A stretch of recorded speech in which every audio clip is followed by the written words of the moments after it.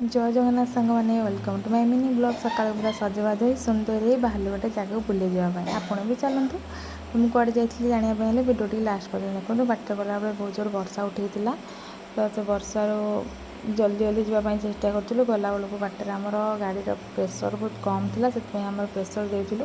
पछ चकाटा मो पलैला आग चकाटा क्या जाऊला जापारे आठ आसला तेल पकई तेल पकईला मिठा कि दुकान को पलैलु। से मिठा किणु कौन मोटे बरा तरकारी खायापी इच्छा है तो बरा तरकारी से बहे खाइलापर मिठा आमर किणा सरीगला। एवं पुणी चलू तो बहुत बाट था मुझे नुआ फास्ट टाइम जाऊँगी तो फाइनाली आम घरे पहुँची गलु। तो ये आम भाणीजी देखो आमको वेलकम करने छड़ा से झील को नहीं घर भर पड़े या हम नणंदराणी।